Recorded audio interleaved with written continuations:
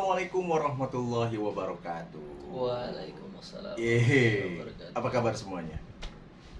Apa kabar Jubrek? Alhamdulillah baik Om. Oke, Ju. Kita hari ini kita akan ngobrol-ngobrol tentang puasa Ramadan, ya kan? Nah, biasanya kalau puasa Ramadan itu kita banyak persiapan tuh. Betul. Gitu kan? Ada yang bilang munggahan, persiapan gitu kan, munggahan. Oh, yuk belanja sebelum puasa kita makan bareng dulu sama teman-teman sama siapa. Kalau Ju Buka gimana? buka. Nah, kalau Ju biasanya gimana? Kalau mau puasa? Biasanya kalau puasa itu kan istilahnya kayak munggahan tadi, untuk pertama kali buka puasa itu harus bareng-bareng sama keluarga atau apa. Itu di grup WhatsApp tuh banyak pasti yang ngajakin bukber itu kan. Penting. Penting. Penting. Penting nggak penting Oh, sih. penting nggak penting? Iya. Kalau anak zaman sekarang kan, ayo bukber di mana mumpung kita puasa nih. Iya. Mereka kan nggak tahu itu puasa atau enggak ya. Puasanya mah nggak tahu ya? Iya, puasanya sih nggak tahu, cuma ikut bukbernya aja. Oke. Kemudian kalau misalnya kita menjalankan ibadah puasa, ya kan? Banyak hal-hal yang memang harus kita perhatikan nih. Betul.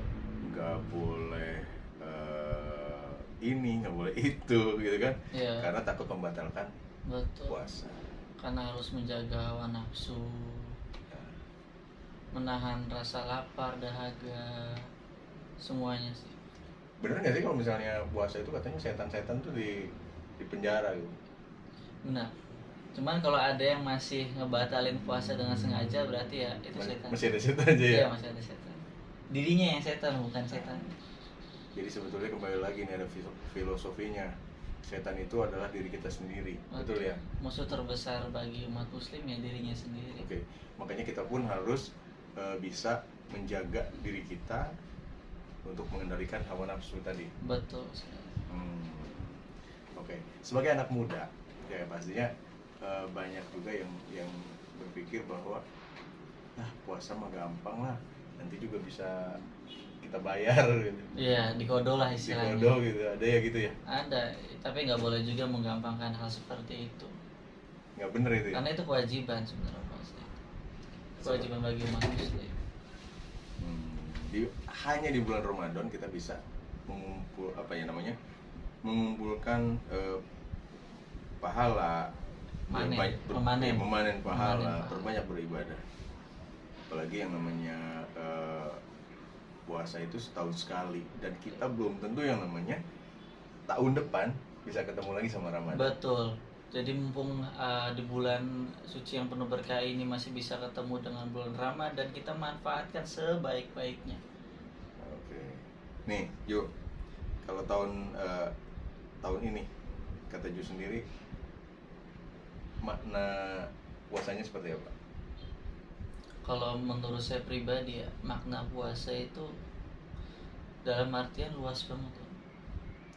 Salah satunya ya bisa membuat diri kita menjadi lebih baik lagi, dapat mengoreksi diri kita lebih baik lagi. Bahkan untuk cara pandang kita terhadap orang lain aja itu nggak boleh kayak kita yang paling benar sendiri gitu. Gitu. Itu nggak boleh. Kita harus bisa koreksi diri sendiri. Betul. Jangan menganggap bahwa kita doang yang benar gitu loh. Oh gitu. Kan tergantung opini orang-orang masing-masing, kan itu selalu beda-beda.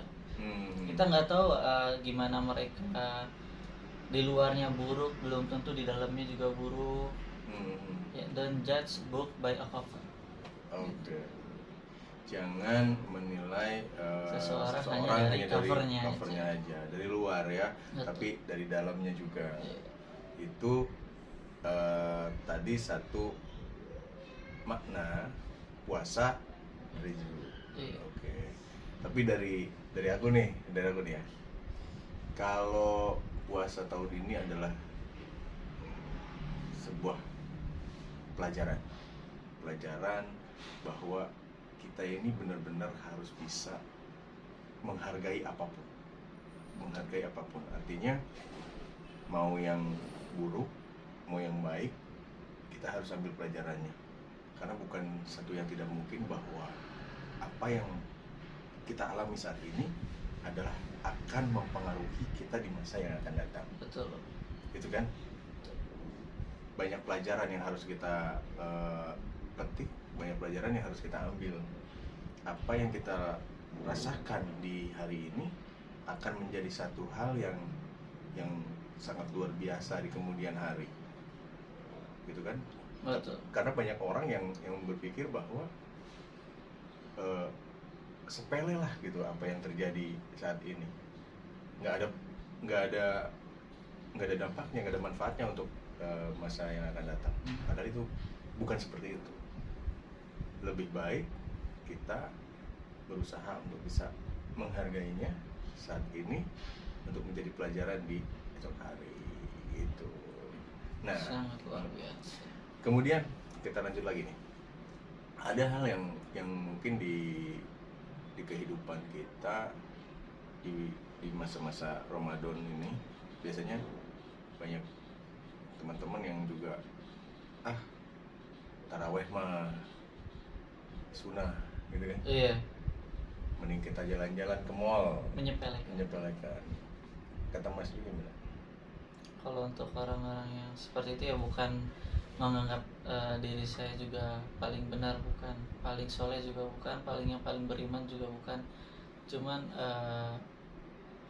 bagi saya tarawih juga itu sebuah kewajiban di saat bulan Ramadan, karena tarawih juga itu tidak dilakukan setiap hari, setiap bulan, setiap tahun, enggak. Ya.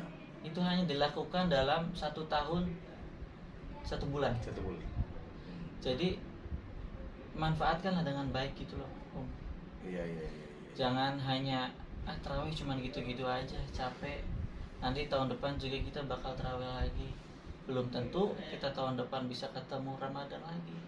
Kan kita nggak tahu, bahkan kita dari sini aja pas nanti pulang kita nggak tahu selamat atau enggaknya. Gitu loh. Jadi selama masih bisa, selama masih sehat, selama masih diberikan kenikmatan, ya kita jalanin aja dulu. Walaupun itu sunnah. Seperti yang tadi di awal kita ngobrolin bahwa sebulan ini adalah kita memanen, benar kan? Memanen pahala, memanen dengan ibadah-ibadah yang kita lakukan. Mudah-mudahan dalam 1 bulan ini bisa mengembalikan kita kembali menjadi fitrah. Gitu kan? Jadi kalau misalnya ada yang bilang, aku belum beli baju, udah tarawihnya nanti aja gampang. Beli baju aja dulu. Lebaran nanti nggak pakai baju gimana? Untuk tanggapan soal satu, harus Lebaran emang harus diwajibkan baju baru? Nggak ada kewajibannya untuk harus membeli pakaian baru, itu nggak ada. Cuman kan itu udah jadi tradisi masyarakat, jadi kebanyakan harus beli pakaian baru. Terus setiap buka harus yang enak-enak atau yang mewah-mewah, itu nggak harus. Kan kita juga diajarkan untuk bersyukur apa yang diberikan, apa yang kita punya, ya itu harus kita bersyukuri. Jadi jangan maksa bahwa kita Lebaran harus punya baju baru.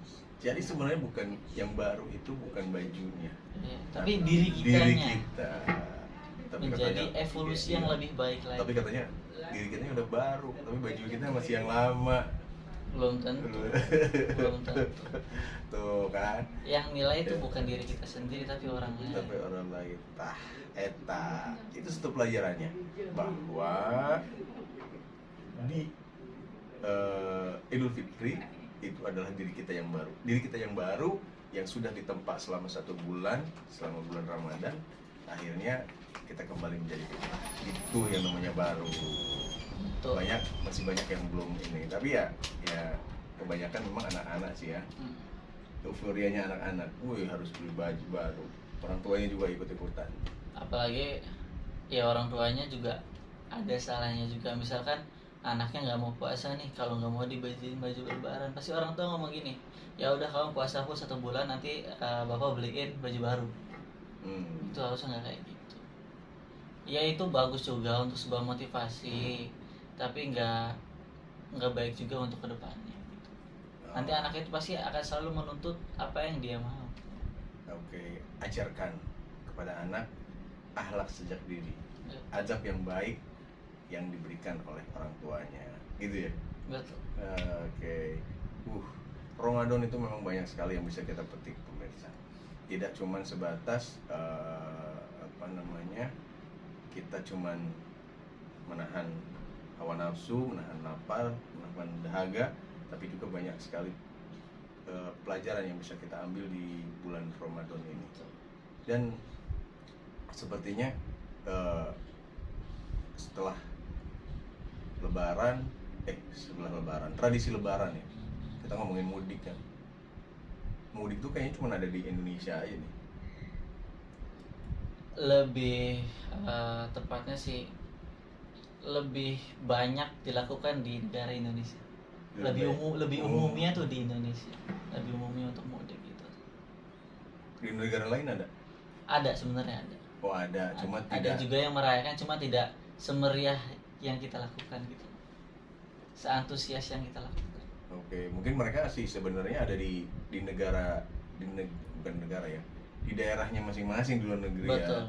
Mungkin nggak terlalu jauh seperti kita dari Jakarta ke Jawa Tengah, keluar Jawa. Mungkin kalau di luar negeri cuma antar kota atau antar daerah gitu. Antar daerah gitu ya, antar RT.